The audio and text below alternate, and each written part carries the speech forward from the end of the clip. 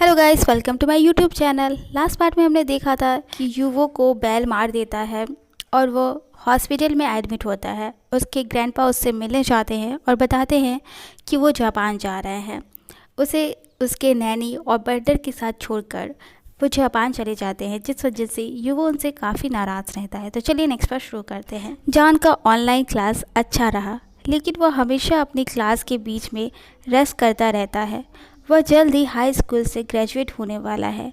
John खुश था, अच्छे ग्रेड के साथ ग्रेजुएट होने के लिए कड़ी मेहनत कर रहा था और कुछ महीने बाद वह अपने अनबॉर्न बेबी से मिलने वाला था। वह एक पेरेंट बनने वाला था। हालांकि वह डरा हुआ था और सोच रहा था कि वह सबसे अच्छा पेरेंट नहीं बन पाएगा, लेकिन फिर भी वह एक ही समय में मॉम एंड डैड दोनों की अपनी रिस्पॉन्सिबिलिटी से भाग नहीं सकता था। वह अपना बेस्ट ट्राई करने जा रहा है। वह आसानी से हार नहीं मानेगा। यह उसके लाइफ की नई शुरुआत है और उसे इसका सम्मान करना चाहिए। जॉन डे ड्रीमिंग देख रहा था जब उसकी आंटी उसके रूम में आई। पिछली बार जब उसने लीज रिन से बात की थी तब से 3 दिन हो चुके थे। पिछली बार जब उसने लीज रिन से बात की थी तो उसने उसे बताया था कि युवो के पीछे डॉग भागा था। वह सच में वरिड था, क्या होगा अगर वह घायल हो गया, लेकिन लकीली वह घायल नहीं हुआ। वह ठीक था। जॉन नेचुरल रूप से कभी नहीं चाहेगा कि कोई परेशानी में हो। वह नेचुरली बहुत सॉफ्ट हार्टेड है। भले ही वे अब साथ ना हो, उसे बुराई का बदला बुराई से नहीं देना चाहिए। ऐसा सिर्फ राक्षस ही करते हैं। जॉन ने अपनी आंटी को ग्रीट किया और खुशी खुशी कॉर्न पाई ली जो उसकी आंटी ने उसे दी थी। जॉन की आंटी ने उसे बताया कि कोई उसे मिलने आया है। जॉन को आश्चर्य हुआ कि वह कौन था। चाइना से कोई भी उससे मिलने नहीं आया, केवल वह डरावना युवो जिसने उसके बेबी को लगभग चोट पहुंचाई थी। उसे धमकाने की कोशिश की, लकीली वह भाग गया। वह अब उससे सच में नफरत करता है। निश्चित रूप से उसका उससे कभी कोई लेना देना नहीं होगा। जॉन बाहर गया और युवो के ग्रैंडपा को देखकर फ्रीज रह गया। वह तुरंत अपनी आंटी के पीछे छिप गया। वह उसे पनिश करने नहीं आया था, क्योंकि उनके ग्रैंडसन का पीछा उनके डॉग ने किया था। ओल्ड मैन ने जॉन का रिएक्शन देखा और उसे और भी ज़्यादा दोषी महसूस हुआ। यह सब उस बदमाश की गलती है। यह डरपोक लड़का उस बदमाश से जुड़े किसी भी पर्सन को देखकर डर जाएगा। इतनी अच्छी लड़के को चोट पहुंचाने के बाद उसे घर वापस जाने के बाद उसे सबक सिखाना चाहिए। जॉन डियर, डरो मत। मैं यहाँ तुम्हें कुछ करने नहीं आया हूँ। मैं सिर्फ तुम्हारा हालचाल जानने आया हूँ। क्या मैंने पहले कभी तुमसे झूठ बोला है? ओल्ड मैन ने छुपे हुए जॉन को देखते हुए कहा। जॉन की आंटी ने जॉन का हाथ पकड़ लिया जो उसकी ड्रेस को पकड़ रहा था, फिर उसे आगे आने को कहा। उसने मुझे सब कुछ बता दिया। अब मुझे पता है कि क्या हुआ था। तुमने बहुत कुछ सहा है माय डियर। अगर तुम उसे नहीं देखना चाहते हो तो मैं उसे जाने दूंगा। मैं नहीं चाहता कि तुम अनकंफर्टेबल फील करो, जॉन की आंटी ने कहा। लेकिन जॉन ने अपनी आंटी के हाथ पर पकड़ मजबूत कर ली। ओल्ड लेडी सही कह रही है। उसने हमेशा उसके साथ अच्छा व्यवहार किया है और एक बार भी उसने उसे चोट पहुंचाने की कोशिश नहीं की है। जॉन ने अपनी आंटी की तरफ देखा और मुस्कुराया। मैं उसे देख लूँगा, आपको चिंता करने की ज़रूरत नहीं है। अगर कुछ हुआ तो मैं खुद को बचा लूँगा। मैं अभी भी बहुत स्ट्रांग हूँ, जॉन ने जवाब दिया और ओल्ड मैन की तरफ चला गया जो बैठे थे और उसे देखकर मुस्कुरा रहे थे। हालांकि अंदर से जॉन जानता था कि वह चिंतित है, लेकिन फिर वह इसका सामना करेगा। वह युवो के ग्रैंडपा से थोड़ी दूर पर बैठ गया। तुम कैसे हो जॉन? तुम अभी भी ब्यूटीफुल लग रहे हो my dear grandson. Old man ने प्यार से जॉन को ऊपर से नीचे देखते हुए कहा। जॉन को शर्म आ गई और उसने अपना सिर नीचे कर लिया। यह ओल्ड मैन सच में एक अच्छा इंसान है। वह सभी के साथ बहुत अच्छा व्यवहार करता है। मैं ठीक हूँ ग्रैंडपा, जॉन ने जवाब दिया और अपने स्टमक को भी छुआ, यह संकेत देते हुए कि उसका अनबॉर्न बेबी भी ठीक है। बेबी ने अपनी मदर को किक मारा जब उसने फील किया कि उसकी मदर का हाथ उस स्टमक को छू रही है। जान मुस्कुराया। ओल्ड मैन ने अपने सामने खुश लड़के को देखा और स्टमक को बाहर निकलते हुए उन्हें एक ही समय में खेद और खुशी महसूस हुई, क्योंकि एक ओल्ड मैन किसी ऐसे पर्सन से एक नया जीवन आते देखकर खुश होता है जिसे वह सच में प्यार करता है। ओल्ड मैन ने कुछ और सवाल पूछे और जान ने जवाब दिया। कुछ ही मिनटों में जान युवो के ग्रैंडपा के साथ रिलैक्स हो गया। ओल्ड मैन यह देखकर मुस्कुराया कि जान अब पहले की तरह डरा हुआ नहीं था। क्या तुम जापान में ही बेबी को बर्थ देने की योजना बना रहे हो या तुम चाइना वापस जाना चाहते हो? मेरे पास एक बहुत अच्छी गायनेकोलॉजिस्ट और मिडवाइफ है जो तुम्हारे डिलीवरी के दौरान हर चीज़ का ध्यान रखेगा। मुझे अपने ग्रैंडसन को बिना किसी समस्या के सुरक्षित रूप से जन्म देने में मदद करने में बहुत खुशी होगा, युवो के ग्रैंडपा ने कहा और अपने सफ़ेद बालों को छुआ, जिससे जान हंसने लगा। बेबी ने कई बार किक किया और अपनी मम्मी की खुशी को महसूस करते हुए हिल भी गया। जान की आंटी, जिसने जान की हंसी देखी और सुनी, मुस्कुराई और कम चिंतित हुई। Yes, thank you so much grandpa, मैं आपकी मदद के लिए आभारी रहूँगा। मेरी आंटी कुछ एक्सपीरियंस और क्वालिफाइड डॉक्टर को खोजने की कोशिश कर रही थी। अगर आप उनकी मदद करते हैं तो यह अभी भी एक अच्छी बात होगी, जान ने कहा। ओल्ड मैन ने जान के साथ कुछ और बात की और उसे जान की आंटी के घर पर कुछ और दिन रहने के लिए इनवाइट किया गया। जान की उम्मीद भरी आंखों को देखकर ओल्ड मैन मना नहीं कर सका। दूसरी ओर युवो को अपनी लाइफ का सबसे अच्छा सबक मिल रहा था। जो अपने होश में होगा उसके देखभाल करने के लिए लीज रिन को अपॉइंटमेंट करेगा। यह बदमाश एक शैतान है जो उसे हर दिन टॉर्चर करता है, जो चोट को दबाता है और मज़ा लेता है। कहता है कि वह इन्फेक्शन पैदा करने वाले बैक्टीरिया को मार रहा है। वह अपने चोट में बैक्टीरियाज को आमंत्रित कर रहा है। युवो को हर दिन घंटों तक पीड़ा सहनी पड़ती थी। उसने नैनी या बटलर को नहीं देखा और ना ही उसके ग्रैंडपा का कॉल आया। यह कैसा परिवार है? एक घायल पर्सन को एक बेरहम शैतान के साथ छोड़ दिया। युवो के ग्रैंडपा एक सप्ताह तक रुके। उन्हें जान से बातचीत करने का मौका मिला और दोनों के बीच बहुत अच्छी दोस्ती हो गई। जान चाहता था कि ओल्ड मैन ज़्यादा समय तक रहे, लेकिन फिर ओल्ड मैन के पास दूसरे काम थे। ओल्ड मैन ने जान से प्रॉमिस किया कि वह उसे हर दिन कॉल करेंगे। जान को इससे कोई प्रॉब्लम नहीं थी। उसने ओल्ड मैन को हर दिन कॉल करने का वादा किया। युवो ठीक हो गया और वापस स्कूल चला गया। वह जल्द ही अपने फाइनल एग्ज़ाम देगा। जान से अलग होने के बाद से युवो ने कभी डेट नहीं किया या बेवकूफ़ी करने की कोशिश नहीं की। वह बस दिलचस्पी नहीं रखता है और कोई भी जान की तुलना नहीं कर सकता है। बाकी सभी में कमी है। जान में कुछ ऐसा है जो किसी और के पास नहीं हो सकता और उसे पूरा यकीन है कि कोई भी जान की जगह नहीं ले सकता। युवो उस दिन जल्दी क्लास में आया। अपने नोट्स देखने के लिए एक अच्छी जगह ढूंढी। युवो ने हंसते और बात करते हुए दो आवाज़ सुनी। वह उन दो आवाज़ों को अच्छी तरह पहचान सकता था। वे लीज़ा और जोसेफ थे।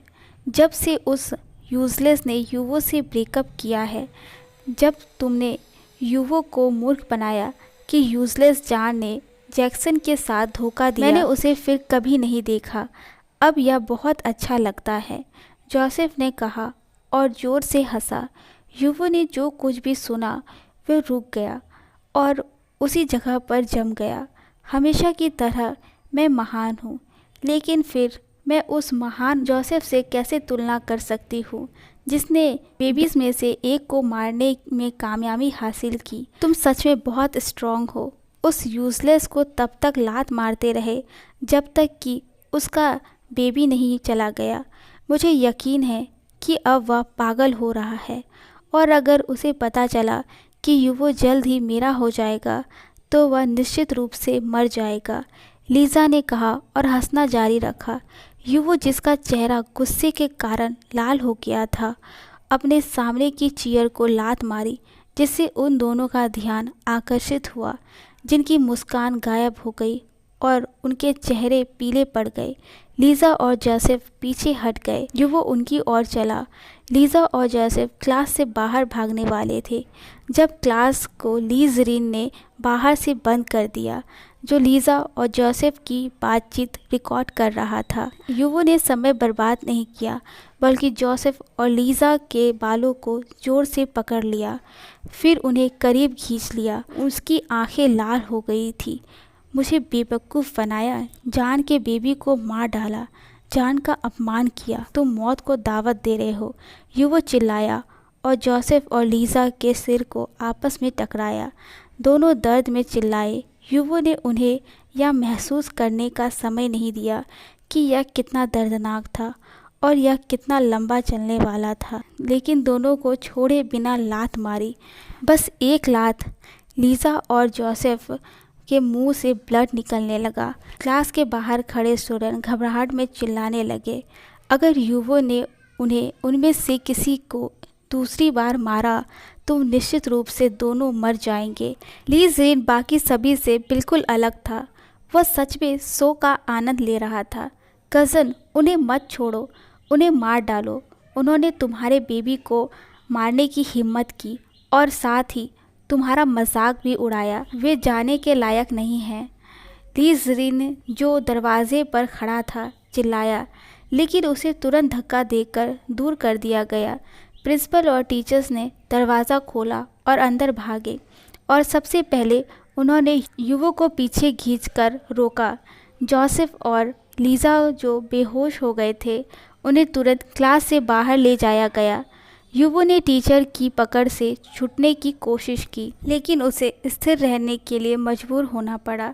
शांत हो जाओ युवो, यह स्कूल कंपाउंड है, फाइटिंग करना मना है। अगर तुम स्ट्रगल करना जारी रखते हो तो मुझे अन्य उपाय करने के लिए मजबूर होना पड़ेगा, स्कूल के प्रिंसिपल ने चेतावनी दी। युवो ने प्रिंसिपल को देखा और मुस्कुराया।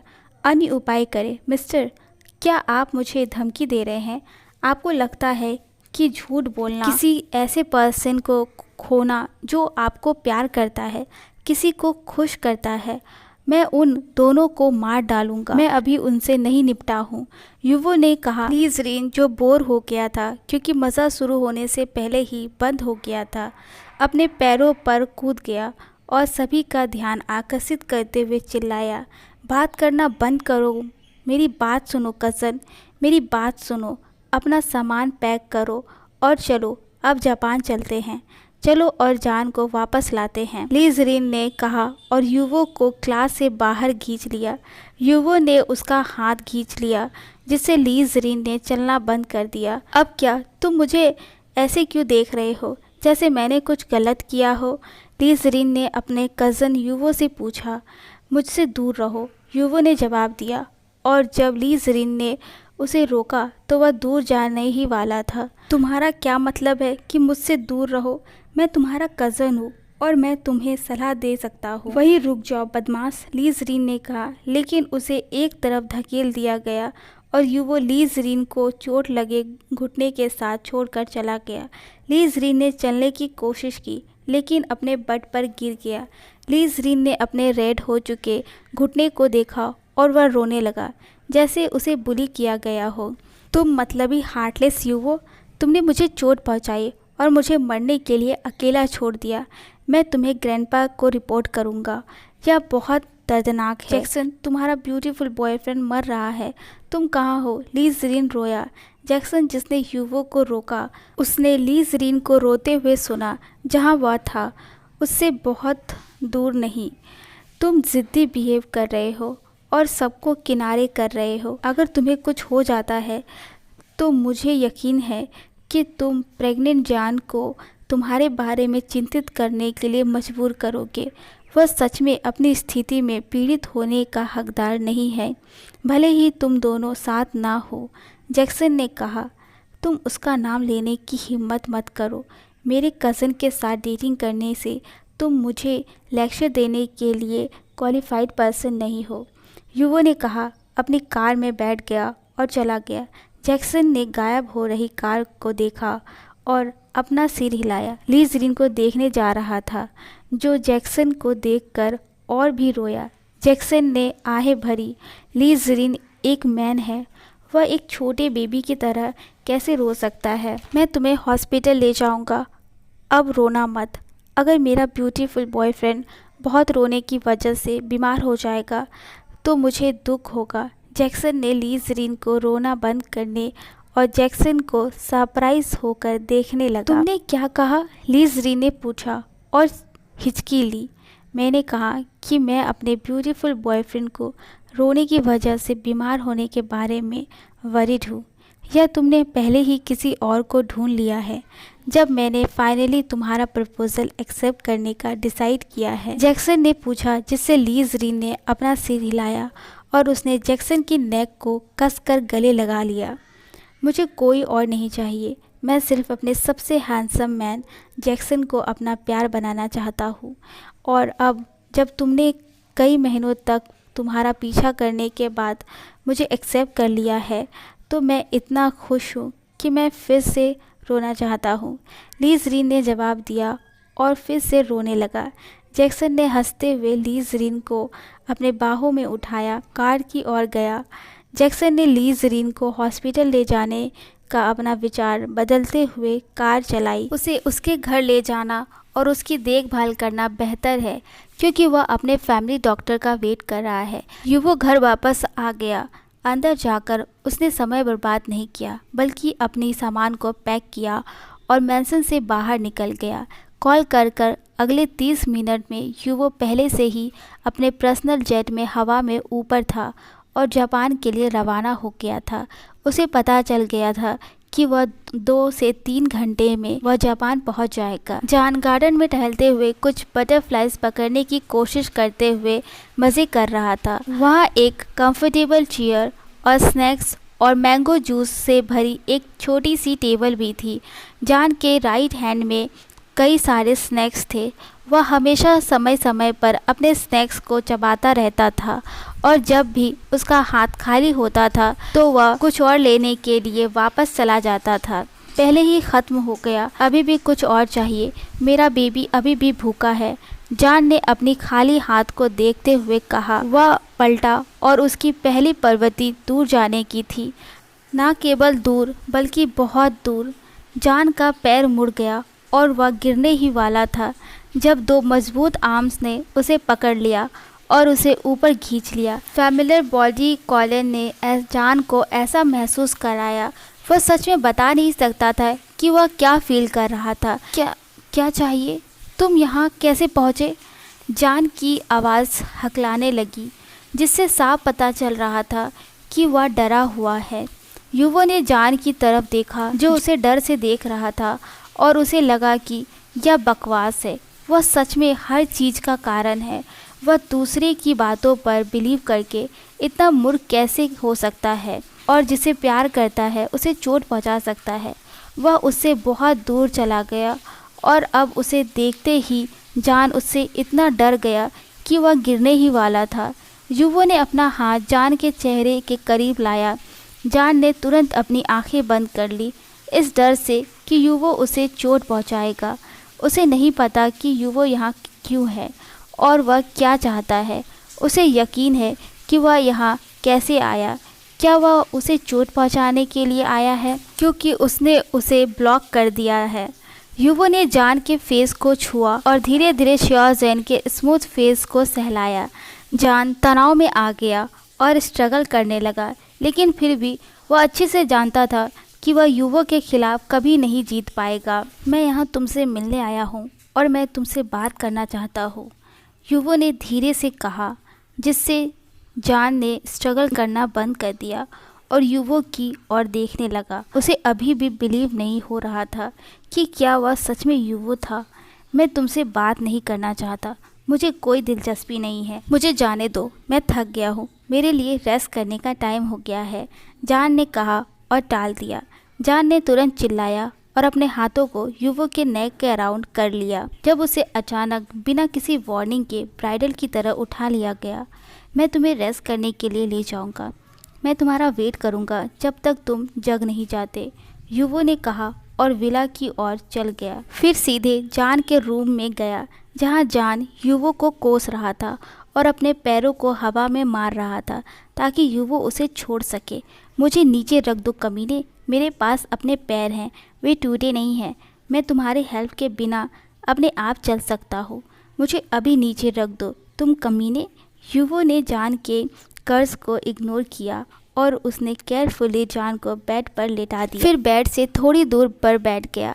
जान, जो अपनी चीख और स्ट्रगल के कारण जोर से हाँफ रहा था, उसने युवो की ओर इशारा किया, लेकिन उसके मुंह से एक भी शब्द नहीं निकला। वो बहुत थका हुआ महसूस कर रहा था।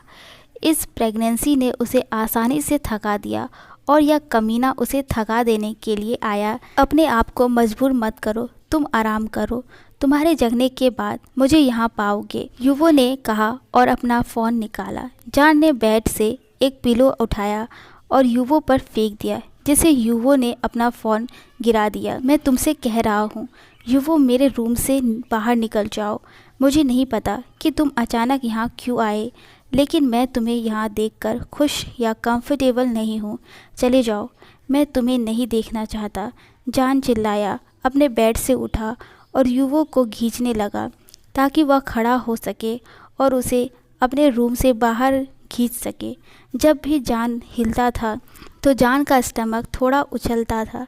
युवो ने अपने सामने जान को देखा, जो अपने सॉफ्ट हाथों से उसका हाथ पकड़ रहा था, और मुस्कुराया। मुझे तुम्हारा टच याद आ रहा है, तुम्हारा हाथ और भी सॉफ्ट हो गया है, युवो ने कहा और जान के हाथों को छुआ। जान ने तुरंत अपने हाथों को वापस ले लिया और युवो के वर्ड से कंफ्यूज हो गया। उसे अभी भी पता नहीं था कि युवो यहाँ क्यों है। तुम किस बारे में बात कर रहे हो? कौन तुम्हें टच करना चाहता है? जब भी मैं तुम्हें टच करने के बारे में सोचता हूँ तो मुझे डर लगता है, जान ने कहा और अपनी आंखें घुमाई। युवो गुस्सा होने के वजह वह मुस्कुराया, जो सच में अजीब था और प्रेग्नेंट जान के विपरीत था। तो तुम कुछ महीनों से मुझे छूने के बारे में सोच रहे हो? जान, मुझे तुम्हारे टच करने से कोई प्रॉब्लम नहीं है। तुम मुझे कहीं भी टच कर सकते हो, मुझे कोई प्रॉब्लम नहीं होगी, युवो ने कहा और खड़ा हो गया। जान, जिसका चेहरा घबराया हुआ था, पीछे हट गया। यह पार्वेट ऐसा कैसे कह सकता है? किसने कहा कि वह उसे छूना चाहता है? वह उसके शब्दों को खंड कैसे कर सकता है? उसका ऐसा कोई मतलब नहीं था। तुम जान, जो स्पीचलेस था, हकलाया और उसे नहीं पता था कि क्या कहना है। वह ऐसे सवाल का जवाब कैसे दे? यह बहुत एम्बैरेसिंग है। उसने कभी उसे टच करने के बारे में नहीं सोचा। मैं समझ सकता हूँ कि यह एक्सेप्ट करने में तुम शाय फील कर रहे हो। सो जाओ, तुम्हारा चेहरा पीला पड़ गया है और तुम थके हुए भी लग रहे हो। युवो बैठ गया और जान की ओर नहीं देखा, जो इस पावेट सेमलेस अननोन इंसान को मारने के तरीके के बारे में सोच रहा था। किसने कहा कि वह शाय है? वह शाय नहीं है। उसे बस यह नहीं पता कि क्या कहना है। उसे लगता है कि उसके साथ फ्लर्ट करने के लिए आना इस फैक्ट को बदल देगा कि उसने उसका दिल तोड़ दिया। पूरे स्कूल के सामने उसके साथ ब्रेकअप किया, उसने उसका अपमान किया और उसके अनबॉर्न बेबी को एक्सेप्ट नहीं किया। वह ऐसे पर्सन को माफ़ नहीं करने वाला है। जान ने जवाब नहीं दिया। युवो के फ़ोन को लात मारते हुए, जो अभी भी फर्श पर था, वह अपने बेड पर वापस चला गया। युवो को देखा और पाउट बनाया। तुम लकी हो कि मैं अभी थका हुआ हूँ। मैं तुम्हें बता रहा हूँ, अगर मैं तुम्हें यहाँ जगने के बाद देखता हूँ तो मैं पुलिस को बुलाऊंगा। मुझे परवाह नहीं कि तुम कौन हो, जान ने कहा और अपने बॉडी को ब्लैंकेट से ढक लिया। जान ने युवो को हंसते हुए सुना और उसे और भी गुस्सा आया। तुम पुलिस को बुलाओ, मुझे कोई प्रॉब्लम नहीं है।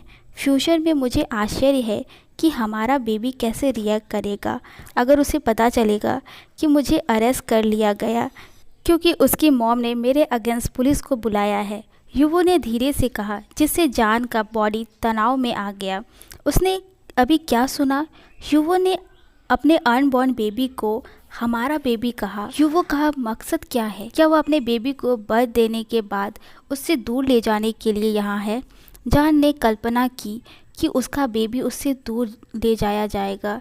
महीनों तक पीड़ित रहने के बाद अपने बेड पर उठ गया और युवो को घूर कर देखा। तुम किस बेबी की बात कर रहे हो? दरअसल यह अनबॉर्न बेबी तुम्हारा नहीं है, यह मेरा बेबी है और किसी और का है। आह युवो, मेरा हाथ छोड़ो, जान ने कहा, लेकिन युवो ने उसका हाथ कसकर पकड़ लिया। वो दर्द से चिल्ला पड़ा। तुम मुझे कोस सकते हो, मुझ पर चिल्ला सकते हो और कुछ भी कह सकते हो, लेकिन इस अनबॉर्न बेबी को मेरा ना होने के बारे में कभी मत बोलना, क्योंकि मैं पहले से ही सब कुछ जानता हूँ। मैंने डीएनए टेस्ट करा लिया था और यह कंफर्म हो गया है कि बेबी मेरा है। मैं 100% इस बेबी का बायोलॉजिकल फादर हूँ। युवो ने अपने चेहरे पर मुस्कान के साथ कहा। उसका फ्री हाथ जान के स्टमक पर टिका हुआ था और उसने बेबी के किक को फील किया। जान को पता ही नहीं था कि ऐसा टेस्ट कब हुआ। जब उसके ब्लड सैंपल लिए गए तो उसे कभी नहीं बताया गया कि डीएनए टेस्ट किया जा रहा है। उसे लगा कि वे बस यह देखने के लिए कुछ टेस्ट कर रहे हैं, वो या उसका बेबी ठीक है या नहीं। जान का चेहरा आंसुओं से भर गया था। उसका पूरा बॉडी कमज़ोर हो गया था। वो अपने बेबी को उससे दूर कैसे जाने दे सकता था। युवो के बाद से जान को पूरी तरह से बिलीव हो गया कि युवो उसके बेबी को से दूर ले जाने के लिए यहाँ है। मैं तुम्हें मेरा बेबी छीनने देने के बजाय मर जाना पसंद करूँगा। मैं तुम्हें मेरा बेबी मुझसे दूर ले जाने नहीं दूँगा। वह मेरा बेबी है, वह सिर्फ मेरा है, जान चिल्लाया और अपने स्टमक को प्रोटेक्टली कवर कर दिया। युवो ने अपना चेहरा थपथपाया। उसने बेबी को ले जाने की बात कब की? उसने पहले कभी ऐसा नहीं सोचा था। उस पर उस चीज़ का ब्लेम कैसे लग सकता था जो उसने कभी नहीं की। क्या तुम प्लीज़ ड्रामा क्वीन बनना बंद कर सकते हो? मैंने कभी बेबी को ले जाने की बात नहीं की। मैं यहाँ इसलिए हूँ क्योंकि मैं चाहता हूँ कि हम फिर से साथ रहें। मुझे पता है कि मैंने अपने वर्ड्स और एक्शन से तुम्हें बहुत दुख पहुँचाया है। मैं स्टूपिड था जो अपने बॉयफ्रेंड पर नहीं बल्कि दूसरों पर भरोसा करके चला गया। मुझे बहुत गुस्सा आया जब मुझे पता चला कि नेकलेस असल में उस बास्टर जैक्सन का है जो तुम्हारा एक्स है। मैंने तुम्हें दुख पहुंचाया और तुमसे ब्रेकअप कर लिया बिना कुछ सुने। तुमने मेरी वजह से बहुत दुख झेले हैं। मुझे उन सब चीज़ों की भरपाई करने का एक मौका दो जो मैंने तुम्हारे साथ की है। मैं तुम्हारा और हमारे अनबॉर्न बेबी का ख्याल रखूँगा। मैं एक फ़ादर और एक हस्बैंड बनने की भी कोशिश करूँगा। बेबी के बर्थ के बाद हम शादी कर सकते हैं, युवो ने कहा। जान ने युवो को देखा और मुस्कुराया। उसे दुख पहुंचाने का एक और मौका चाहिए, ऐसा नहीं होने वाला। उसने सबक सीख लिया है। वह तीसरी बार वही गलती नहीं करने वाला है। मेरे रूम से बाहर निकल जाओ, चले जाओ। मैं तुम्हें नहीं देखना चाहता। मैं तुम्हें नहीं चाहता या तुमसे शादी नहीं करना चाहता। मेरा बेबी अपने लाइफ में सिर्फ मुझे पाकर बहुत खुश है। उसे तुम जैसा बेवकूफ़ नहीं चाहिए। तुम्हें लगता है कि मैं फिर से तुम्हारे चालों में फंस जाऊंगा। मैं समझदार हो गया हूँ और मैं तुम्हारे साथ बेवकूफ़ नहीं बनूंगा। चले जाओ। जान ने युवो को जूते से मारते हुए चिल्लाया जब तक कि वह रूम से बाहर नहीं निकला और डोर जोर से बंद हो गया। युवो ने अपने स्वलन फेस को टच किया और फिर बंद दरवाजे और उदास होकर चला गया। तुम्हें मेरे फेस को शामिल करने की ज़रूरत नहीं थी। क्या होगा अगर तुमने मेरे हैंडसम फेस को डिस्ट्रॉय कर दिया? मेरा अनबॉर्न बेबी डर जाएगा, युवो बोला और विला से बाहर चला गया। तभी उसने देखा कि उसके दो दोस्त कार में उसका वेट कर रहे थे। युवो कार के अंदर चला गया जिससे उसके दोनों दोस्त हंसने लगे। मैंने तुमसे कहा था कि अपने इन लॉ को वापस जीतने का ये तरीका नहीं है। तुमने उसे चोट पहुंचाई और तुम फ्लावर या चॉकलेट और कुछ बेबी के क्लोथ्स और टॉयज़ लिए बिना खाली हाथ चले गए। हंसना बंद करने के बाद युवो के दोस्तों ने कहा, लेकिन या इस बेकार इंसान ने कहा कि अगर मैं उसके साथ फ्लर्ट करूँगा तो वह हार मान सकता है। देखो मुझे क्या मिला, मुझे मारा गया और घर से बाहर निकाल दिया गया। युवो ने अपने दोस्तों की तरफ देखते हुए जो एम्बैरेसमेंट में अपने बालों को स्क्रैच कर रहा था। इस तरह मैंने अपने बॉयफ्रेंड को वापस जीता। यह केवल एक सजेशन है, मैंने यह नहीं कहा यह काम करेगा। युवो के दोस्त ने जवाब दिया। युवो ने अपनी आंखें घुमाई और सोचने लगा, जान को रेड फ्रेश रोजेस बहुत पसंद है। अगर वह उसके लिए फ्लावर और बेबी की ज़रूरत की चीज़ें लेकर जाए तो शायद वह शाओजैन का दिल सॉफ्ट कर सके। युवो उस होटल में वापस चला गया जहां वह कुछ हफ्ते पहले रुका था। उसने कल अपने लिए एक फ्रेश रोज़ का ब्यूटीफुल बुके ऑर्डर किया और वह सुबह सुबह शाओजैन से मिलने चला गया। जान ने अपनी आंटी को बताया कि शाम को काम से घर आने के बाद क्या हुआ। उसने अपनी आंटी को बताया कि कैसे युवो ने उससे माफ़ी मांगी और उसे वापस चाहता है, लेकिन उसने उसे बुरी तरह पीटा और बाहर निकाल दिया। उसे बहुत अच्छा लगा और वह एक सुपर हीरो की तरफ बेड पर वापस चला गया, जिसने अपने खलनायक को सिर्फ एक शॉट से हरा दिया। जान ने उस समय बहुत अच्छी नींद ली और उसने यह भी सपना देखा कि कैसे उसने किसी की पिटाई की, ठीक वैसे ही जैसे एक सुपर हीरो अपनी चीज़ों को संभालता है। जान की आंटी, अगर शाओजैन को चुनना होता कि उसे क्या चाहिए और वह खुद फैसला करता। अकेले बेबी को पालना आसान नहीं है और इसके लिए बहुत सी रिस्पॉन्सिबिलिटी होती है, और क्योंकि युवो ने रिस्पॉन्सिबिलिटी लेने का फैसला किया है तो यह अच्छी बात है, लेकिन उसे केयरफुल रहना होगा।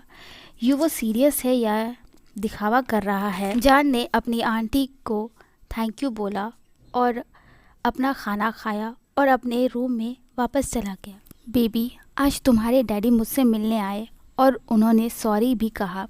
मैं अभी बहुत खुश हूँ, लेकिन तुम्हारी ग्रैंडमा की तरह मैं उसे इतनी आसानी से माफ़ नहीं करूँगा, क्योंकि उसने मम्मी को चोट पहुँचाई है।